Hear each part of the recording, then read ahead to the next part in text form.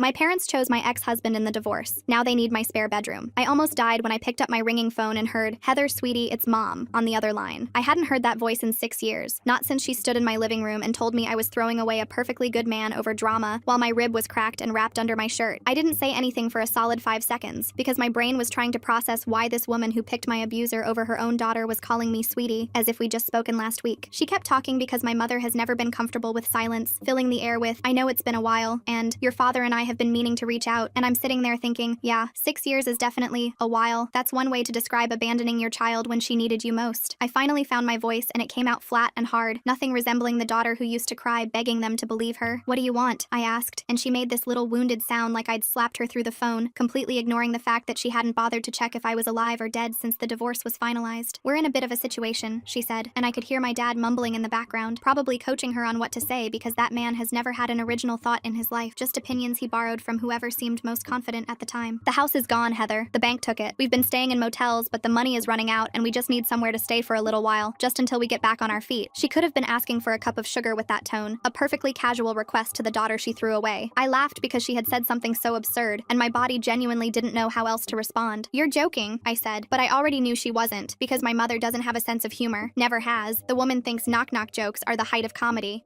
"We're family," she said, and that word landed heavy in my chest because family. Really? That's what we're calling this now? Family is what you have when people show up for you, when they believe you, when they don't look at their daughter's tear-streaked face and choose her abuser because he brought good wine to Thanksgiving once and always remembered to compliment her pot roast. "No," I said, and it came out so easy, easier than I thought it would.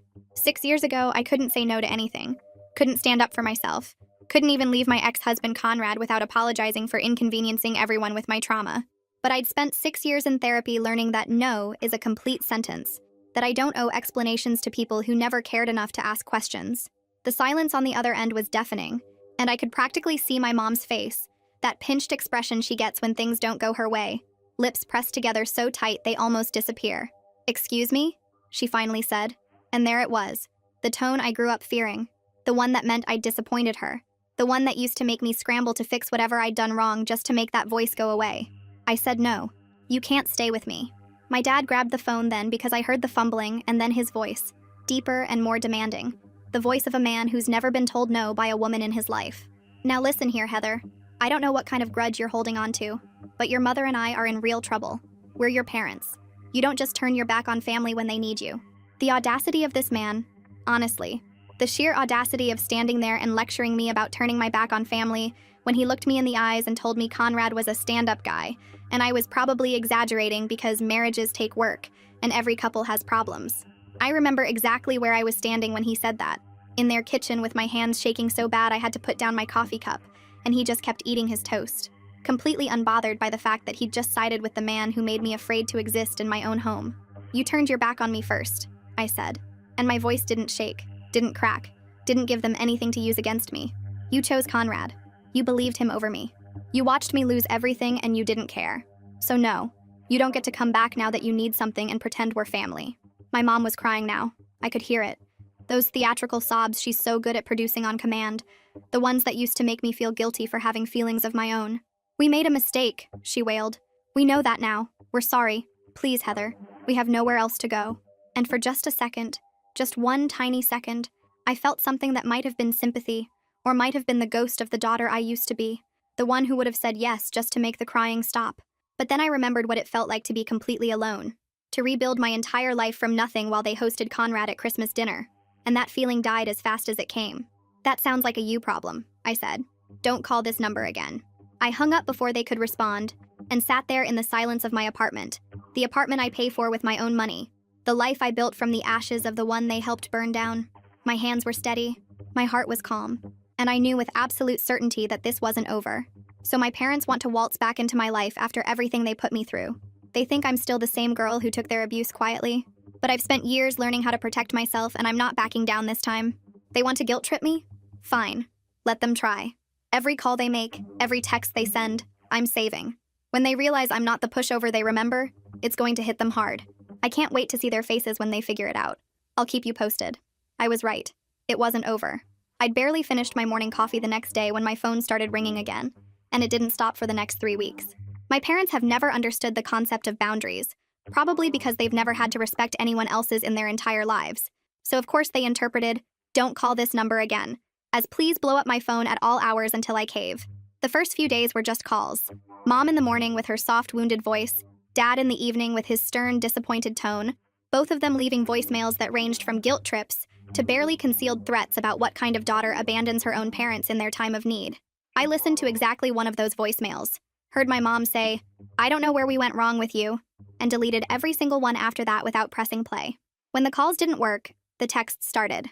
My mom has apparently discovered emojis in her old age because suddenly my phone was lighting up with messages full of crying faces and broken hearts and praying hands, accompanied by paragraphs about how she can't sleep at night knowing her daughter hates her. She actually used the word hates, which is rich coming from a woman who watched me fall apart and chose to believe the man breaking me instead. "We're running out of money," one text said. "The motel is making us pay by the week now," said another. "Your father's back is hurting from these cheap mattresses." As if I was supposed to feel sorry for them when I spent the first year after my divorce sleeping on a futon I found on the side of the road because I couldn't afford anything else. I didn't respond to any of them. Not a single one. I just watched my phone light up and kept living my life because I'd learned a long time ago that engaging only gives them ammunition. Then came the family members. My Aunt Dixie called me on a Tuesday afternoon, and I picked up because I actually like Dixie.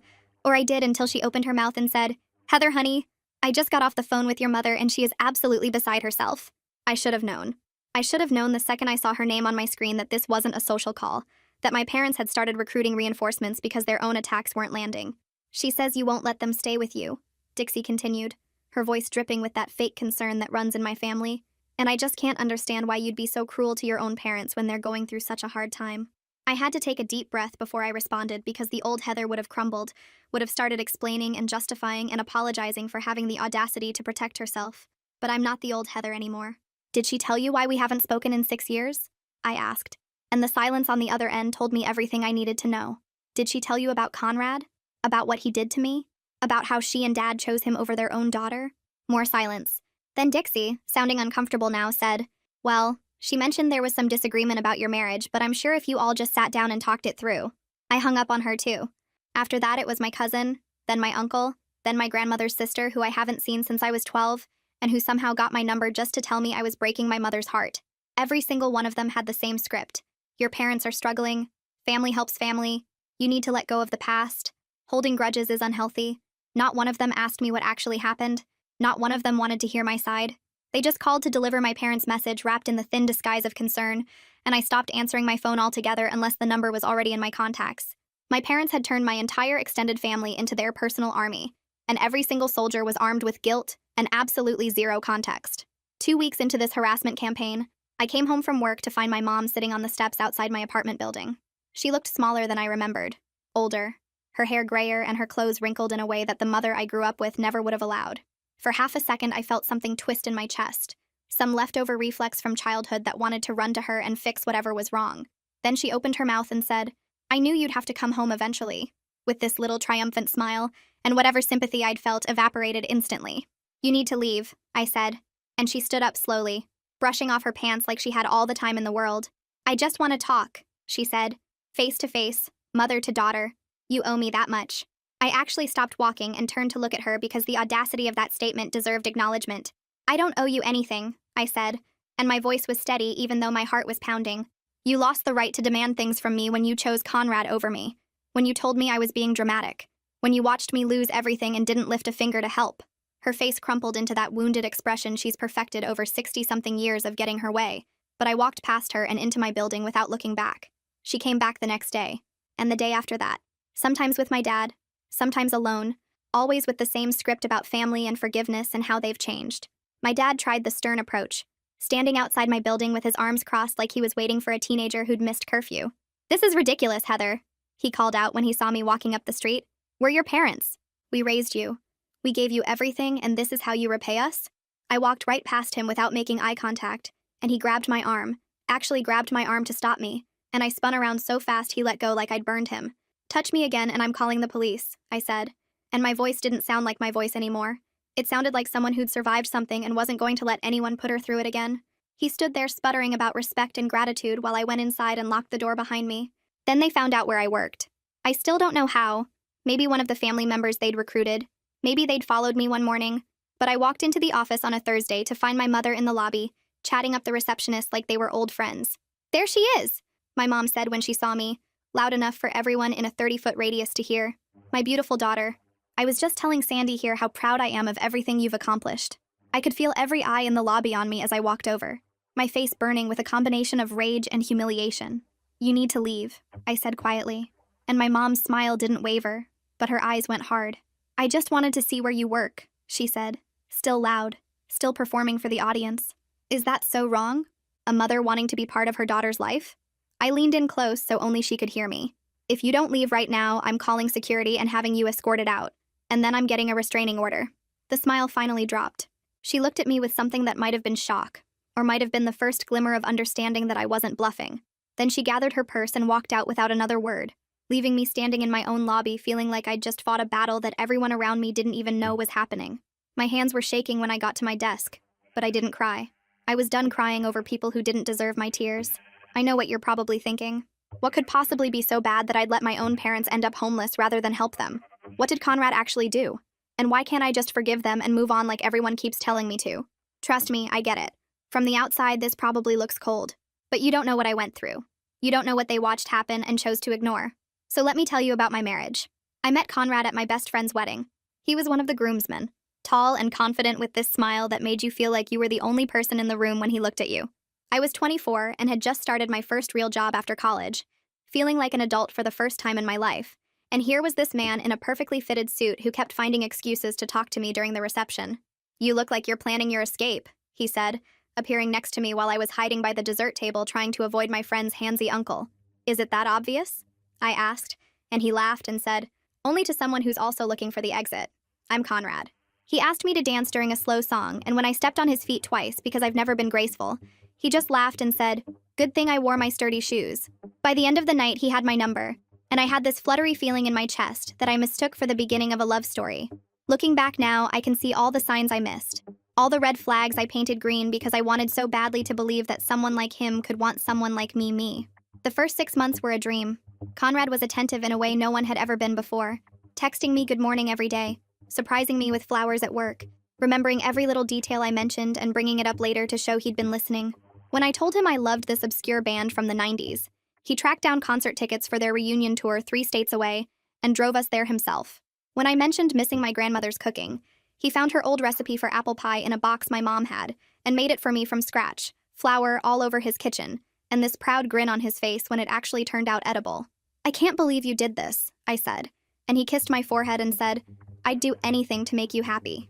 He met my parents within the first 2 months and charmed them completely, bringing my mom flowers and talking to my dad about football for an hour like they'd known each other for years.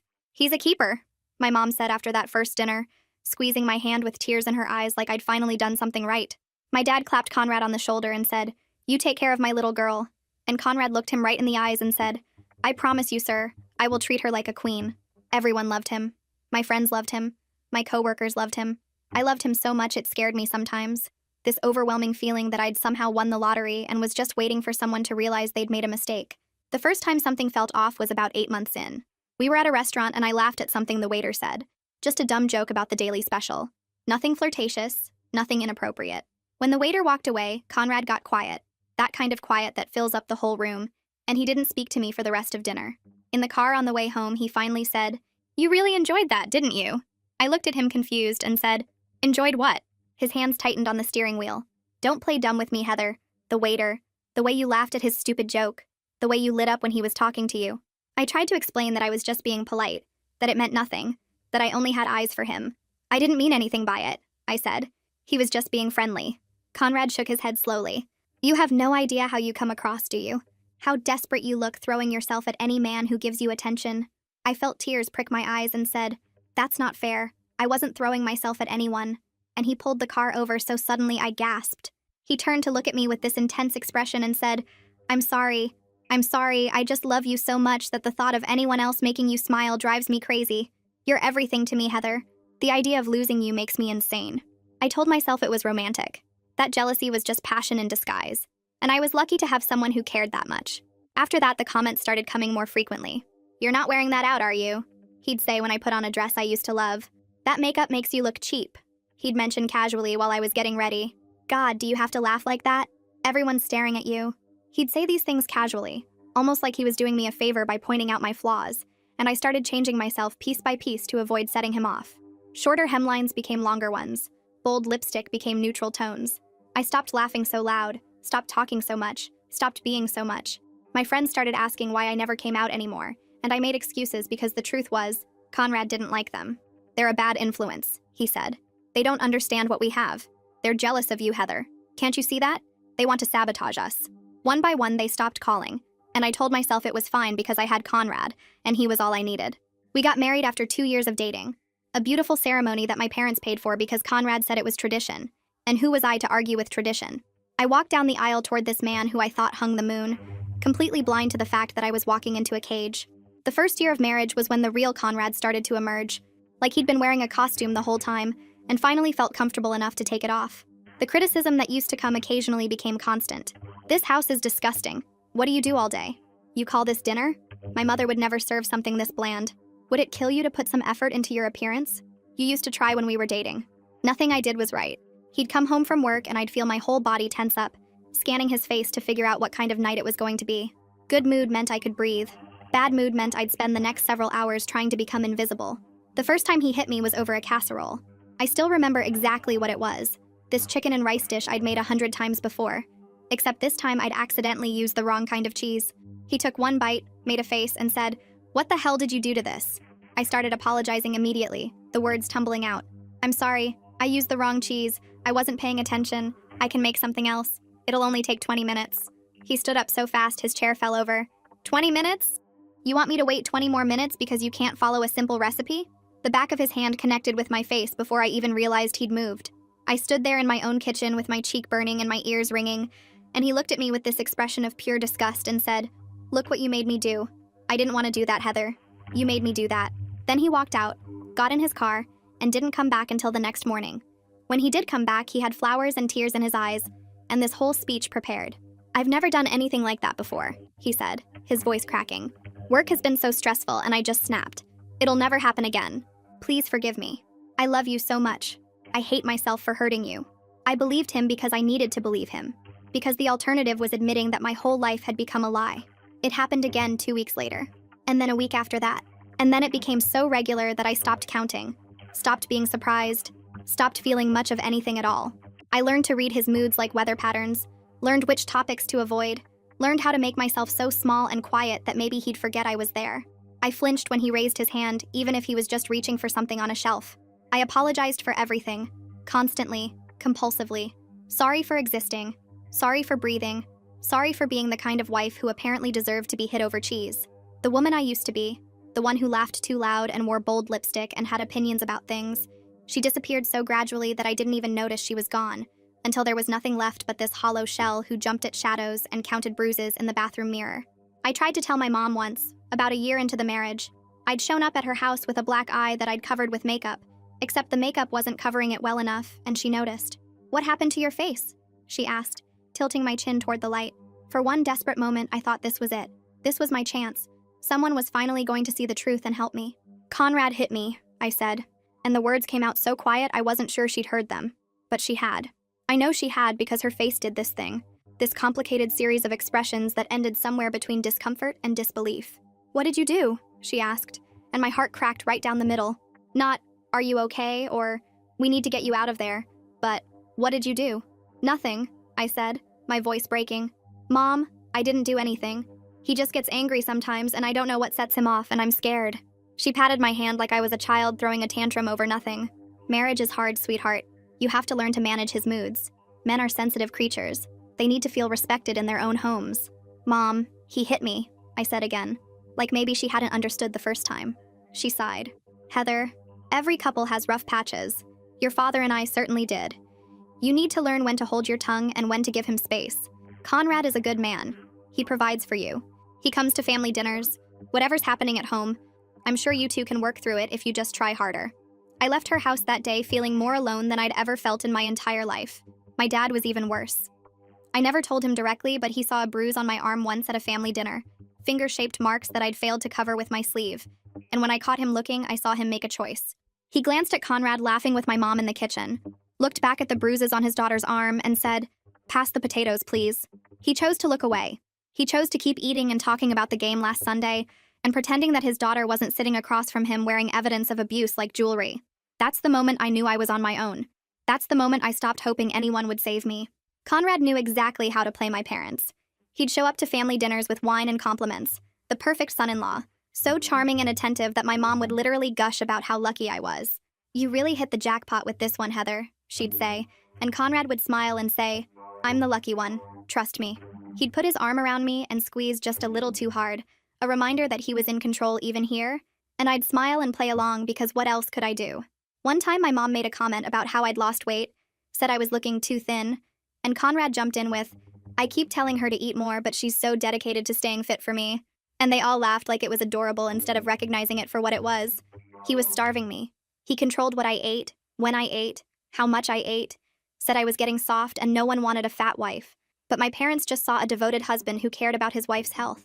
The night I finally left, he'd thrown me into a wall hard enough to crack one of my ribs. I don't even remember what started it. Probably something stupid, something meaningless, because it was always something stupid and meaningless. I felt my rib break, felt this horrible grinding sensation in my chest, and something in me broke too. Not physically, but spiritually. This final snap of whatever thread had been keeping me tethered to the life I'd built with him. I waited until he passed out drunk on the couch, packed one bag with shaking hands, and walked out the front door at 3 in the morning with nowhere to go and nothing to my name.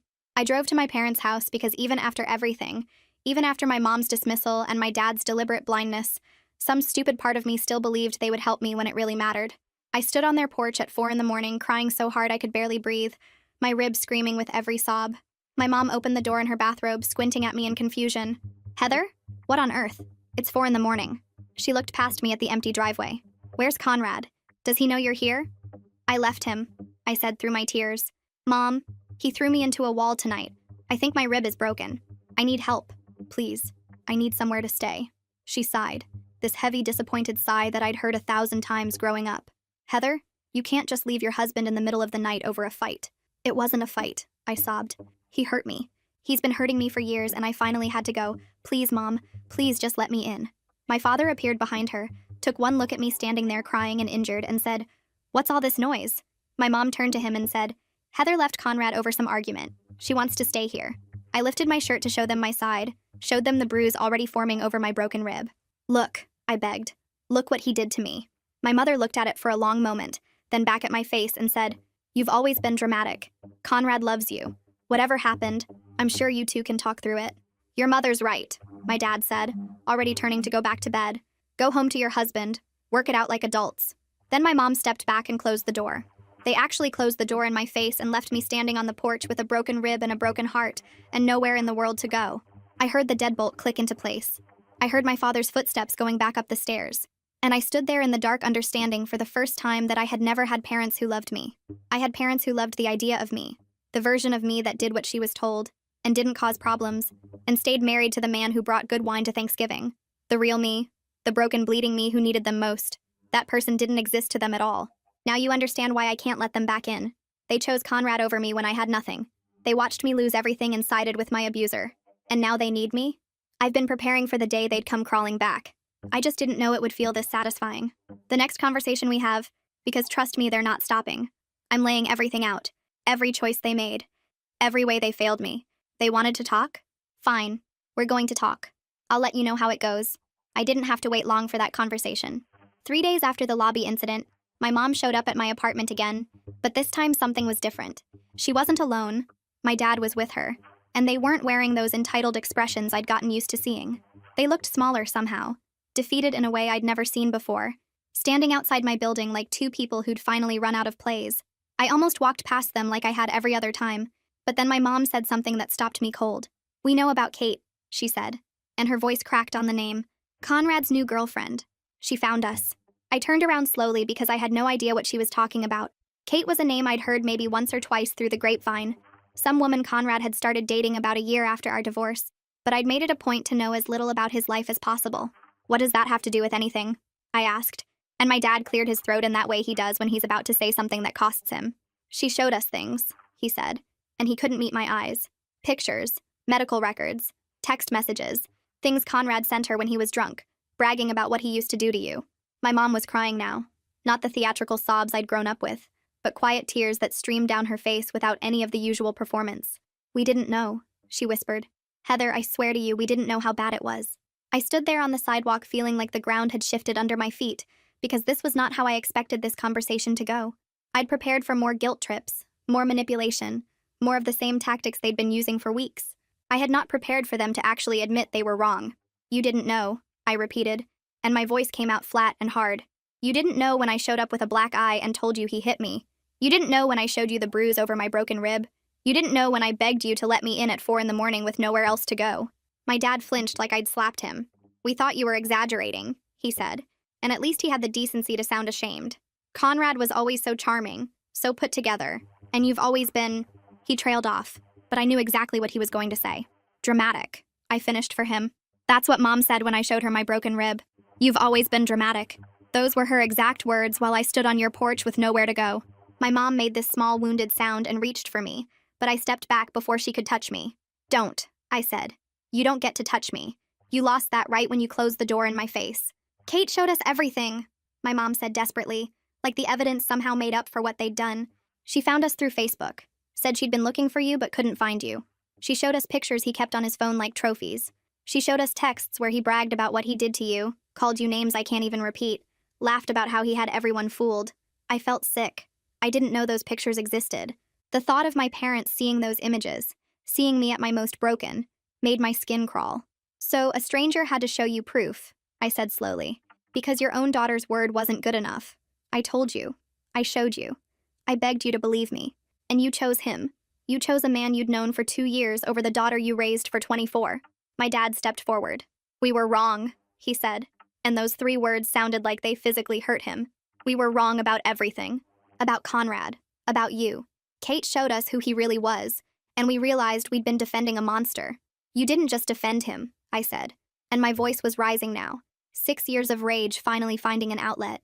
"You hosted him at Christmas dinner while I ate ramen alone in a studio apartment. You sent him birthday cards while I was rebuilding my entire life from nothing. You chose him over and over again for years, and you never once stopped to wonder if maybe your daughter was telling the truth."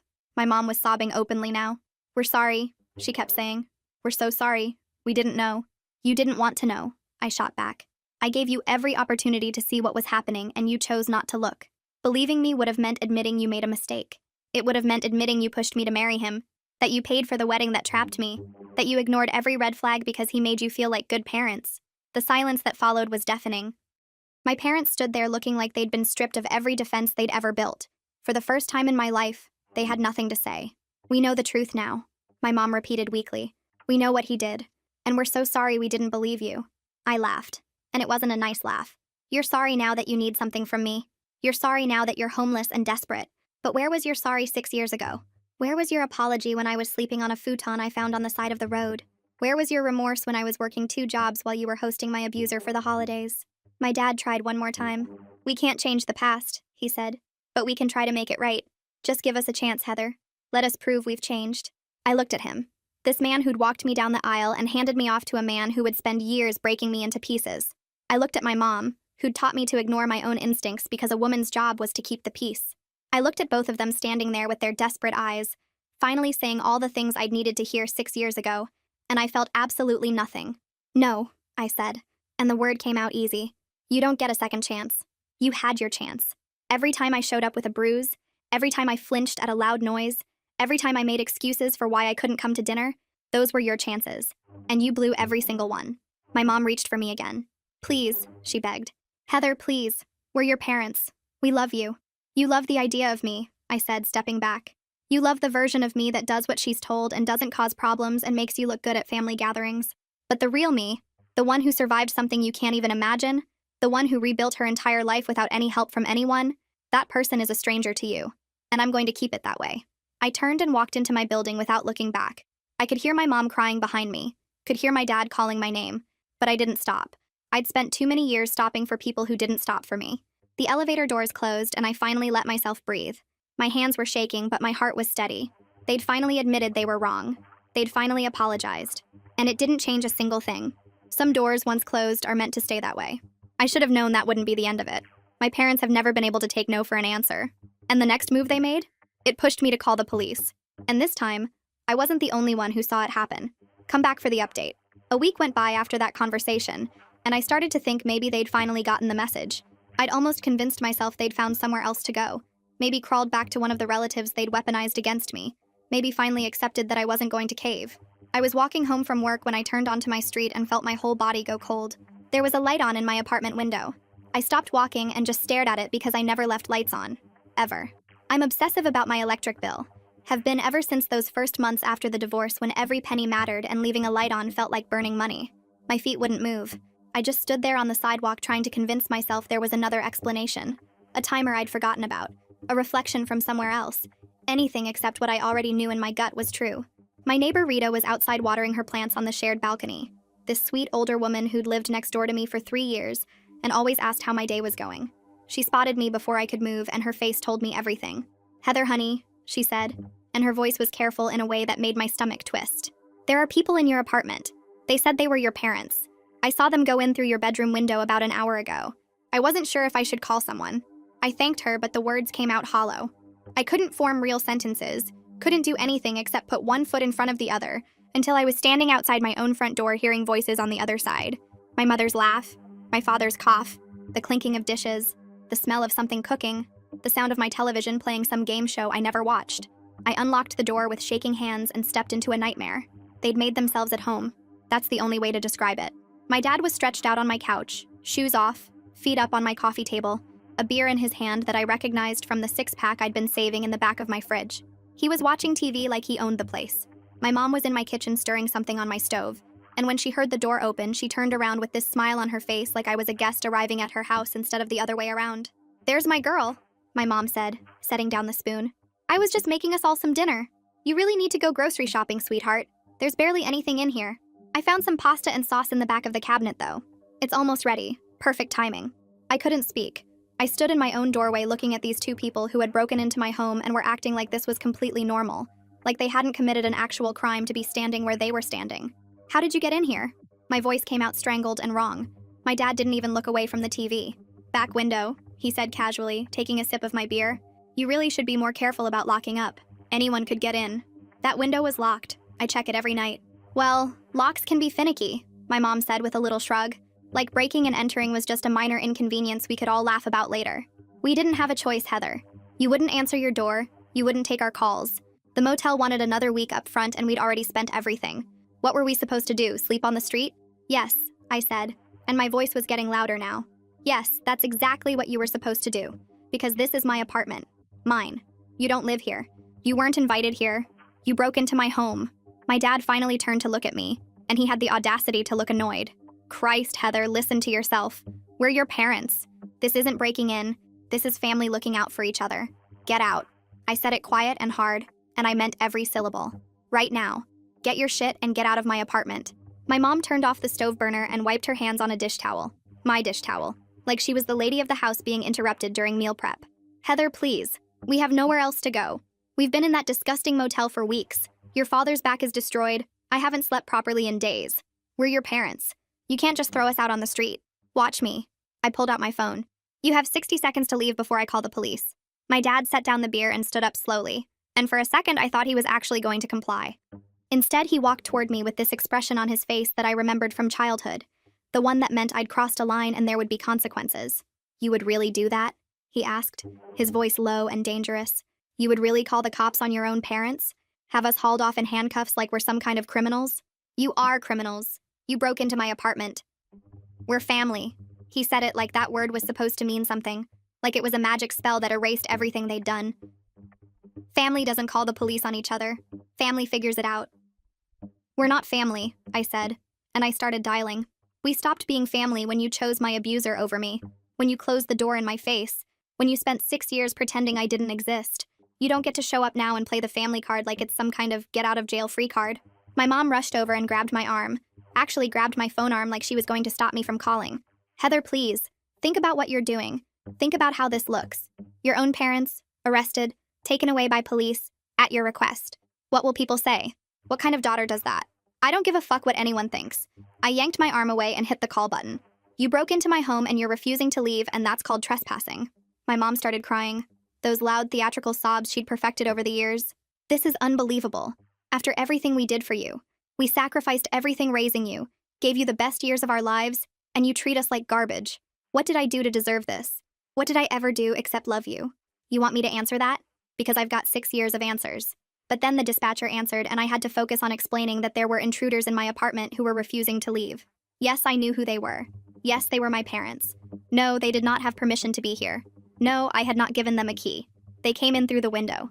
Please send someone. The next 20 minutes were the longest of my life. My parents made themselves comfortable again while we waited. My mom going back to stirring the pasta like nothing was happening. My dad channel surfing through my TV and commenting on what a shitty cable package I had. We raised you, he said at one point, not even looking at me. We fed you, clothed you, put a roof over your head for 18 years. This is the thanks we get. Having cops called on us like common criminals. You're not being arrested, I said, though I wished they were. You're being removed from my property. There's a difference. Same difference, my mom called from the kitchen. You're treating us like strangers who broke in to rob you when all we wanted was to be close to our daughter. Is that such a crime? Wanting to see our own child? I didn't answer because there was nothing left to say. The pasta water boiled over and my mom cursed under her breath, and I sat in my own living room feeling like an intruder in my own life. Then the knock came at the door. I opened it to find 2 police officers, a man and a woman, both looking tired in that way cops always look when they're dealing with a domestic situation. I explained everything as calmly as I could. My parents immediately switched into performance mode. My mom dabbed at her eyes and talked about how they just wanted to reconnect with their daughter after a silly misunderstanding that had kept us apart. My dad shook the male officer's hand and made a comment about how emotional women get, how this was all just a family squabble that had gotten blown out of proportion. I watched them work the room like they'd done at every family gathering for my entire life, watched the officers' faces soften as my parents transformed into these harmless, helpless old people who just wanted to be loved by their ungrateful daughter. The officers exchanged a look that made my stomach drop, and then the female officer said the words that made my blood run cold. Ma'am, since they're your parents and they've established presence in the residence, this is technically a civil matter. I stared at her. They broke in, through my window. They admitted it. I understand that. And if you want to press charges for the break-in itself, you can file a report. But as for removing them from the premises, since they're claiming to be invited guests, we can't forcibly remove them without a court order. They're lying. They literally just told me they broke in because I wouldn't let them stay here. How is that an invited guest? The male officer shifted uncomfortably. It becomes a he said, she said situation. Your parents are saying you told them they could stay, just not indefinitely, and that this is a disagreement about timeline. Your best course of action is to go through the formal eviction process. File the paperwork with the court, get a hearing date, and if the judge rules in your favor, then we can remove them. My father let out this quiet chuckle behind me, this smug, satisfied sound that made me want to throw something at his head. Looks like we're staying after all, he said, settling back into my couch and putting his feet up on my coffee table again. Family helps family, Heather. Guess you're stuck with us. The officers gave me some paperwork about filing for eviction and left, and I stood in my own living room feeling like the ground had opened up beneath my feet. My parents had broken into my home and there was nothing I could do about it. They were going to stay here, in my space, in my sanctuary, and the law couldn't help me. My mom was already back at the stove. Now, she said, like the past hour hadn't happened at all. Dinner's almost ready. Heather, do you have Parmesan? I looked everywhere, but I couldn't find any. You really do need to keep a better stocked kitchen. I walked out of my own apartment because I couldn't breathe in there anymore. Rita was still on the balcony. She'd watched the whole thing, the cops arriving and leaving, my parents staying put. I could tell by the look on her face that she'd heard enough through the walls to understand. Are you okay, honey? She asked, and there was real concern there, not the fake kind my family specialized in. No, I said, and my voice cracked for the first time all day. No, I'm really not. She put her hand on my arm, gentle and warm. I saw everything, she said quietly. I told the officers what I saw, but they said it didn't matter without proof of forced entry. But I know what I saw, Heather. And if you need a witness for court, I'll testify. I'll tell them exactly what kind of people your parents really are. I looked at this woman who'd been nothing more than a friendly neighbor for 3 years, who had no stake in my life or my problems, who was offering to help me simply because it was the right thing to do. I stood there trying to wrap my head around the fact that my parents had committed an actual crime, and somehow I was the one standing outside while they made pasta in my kitchen. But I hadn't lost. Just because the police took their side doesn't mean I'm trapped. I was going to call a lawyer and get the eviction paperwork filed. They wanted to force their way back into my life? Now they get to watch me legally remove them from it. I've never been more ready for anything. Stick around because this is the moment I've been waiting for. The next morning I was at the courthouse before it even opened, standing in line with a folder full of documents and a determination that surprised even me.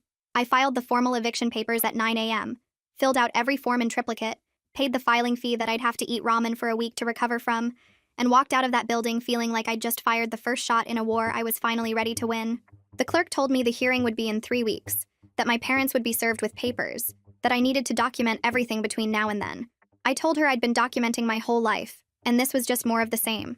Living with them for those 3 weeks was its own special kind of hell. They'd taken over my apartment like they owned it. My dad permanently stationed on my couch complaining about everything from my water pressure to my thread count. My mom rearranging my kitchen cabinets because apparently I'd been storing things wrong my entire adult life.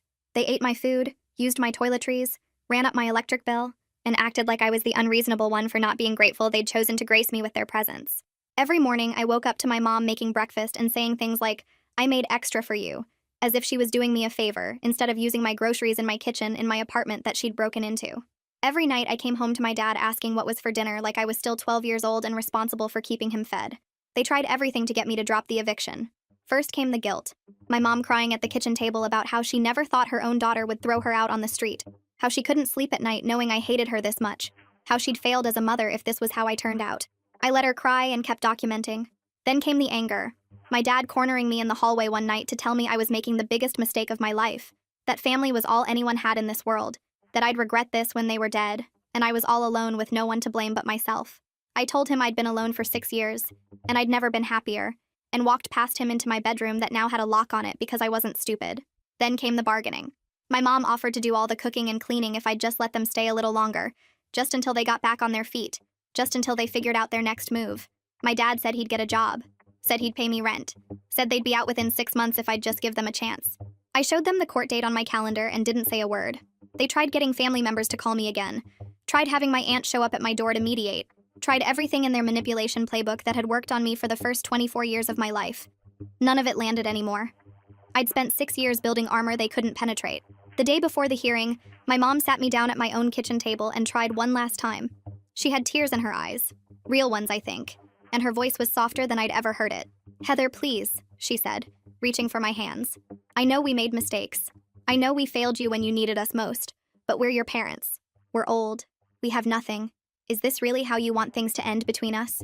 With us on the street and you knowing you put us there?" I looked at her across the table, this woman who'd given birth to me and raised me and then thrown me away when I became inconvenient, and I felt something I hadn't expected. Not sympathy, not guilt, clarity. "You didn't fail me," I said, and my voice was steady. "Failing implies you tried. You didn't try. You chose. Every single time you chose. You chose Conrad's charm over my bruises. You chose your comfort over my safety. You chose to believe I was dramatic rather than believe your son-in-law was a monster. And when I showed up on your doorstep with a broken rib begging for help, you chose to close the door." My mom's face crumpled, but I wasn't done. "You want to know what I remember most about that night? It's not the pain in my chest or the fear or even the cold. It's the sound of the deadbolt. That click when you locked me out. I stood on your porch listening to Dad's footsteps going back upstairs while I had nowhere to go and no one to call. That's what I remember. That's what I see every time I look at you." She was crying hard now. Ugly crying. The kind she couldn't perform if she tried. "We didn't know," she sobbed. "We didn't understand how bad it was." "You didn't want to know," I said. "That's worse. You saw what you wanted to see because the truth would have meant admitting you were wrong. And you've never been wrong about anything in your entire life, have you, Mom? Everything is always someone else's fault. I was too dramatic. I was too sensitive. I didn't try hard enough. 6 years of blaming me for my own abuse because the alternative was looking in the mirror." My dad appeared in the doorway, his face hard. "That's enough. You've made your point. No need to twist the knife." I stood up from the table. "I haven't even started twisting," I said. "Tomorrow a judge is going to hear everything. How you broke into my apartment through a window. How you've been living here against my will. How you spent 6 years supporting the man who beat me and then expected me to save you when you lost everything. Rita's going to testify about what she saw. I've got documentation of every text, every voicemail, every time you showed up at my work or my building trying to force your way back into my life. And when that judge tells you to get out, you're going to have to find somewhere else to go, because you're not my problem anymore." The hearing was at 10 a.m. in a small courtroom that smelled like old coffee and recycled air. My parents showed up in their nicest clothes, the ones they'd been carefully preserving for occasions exactly like this. And they smiled at the judge like they were at a church social instead of fighting to avoid homelessness. My lawyer presented everything: the break-in, the refusal to leave, the harassment campaign, the pattern of manipulation. Rita testified about what she'd seen, her voice steady and clear as she described watching my parents climb through my bedroom window and make themselves at home. My mom tried to interrupt twice and got shut down by the judge both times. When it was their turn to speak, my dad launched into this speech about family and forgiveness, and how children these days don't understand loyalty. He talked about everything they'd sacrificed to raise me, every dollar they'd spent, every opportunity they'd given up. He made it sound like I owed them my entire existence, and this eviction was the ultimate betrayal of everything they'd done for me. The judge listened without expression, then turned to me and asked if I had anything to add. I stood up and looked at my parents, really looked at them, and said the thing I'd been holding in for 6 years. Your Honor, these people had one job that every parent has. Protect your child. Keep them safe. Believe them when they tell you something is wrong. And they failed. They didn't just fail. They actively chose the other side. They chose my abuser. They defended him, supported him, welcomed him into their home while I was rebuilding my life from nothing. And now they want me to save them? I shook my head. I spent years feeling guilty for surviving without them. Years wondering if I was the problem, if I was being too hard, if I should just forgive and move on like everyone kept telling me to. But you know what I realized? Some people don't deserve forgiveness. Some people make choices so devastating, so complete in their betrayal, that forgiveness would be a lie I told myself to feel better. I don't forgive them. I'm never going to forgive them. And I need them out of my home so I can keep living the life I built without them. The judge ruled in my favor. 30 days to vacate, no exceptions, no extensions. My parents sat there in stunned silence as the reality sank in, as they realized for maybe the first time that I wasn't bluffing, wasn't going to cave, wasn't going to rescue them at the last second like they'd clearly been expecting. My mom turned to me with tears streaming down her face and said, "Where are we supposed to go?" I picked up my bag and looked at her one last time. "I don't know," I said, "but I know it's not my problem." I walked out of that courtroom and I didn't look back.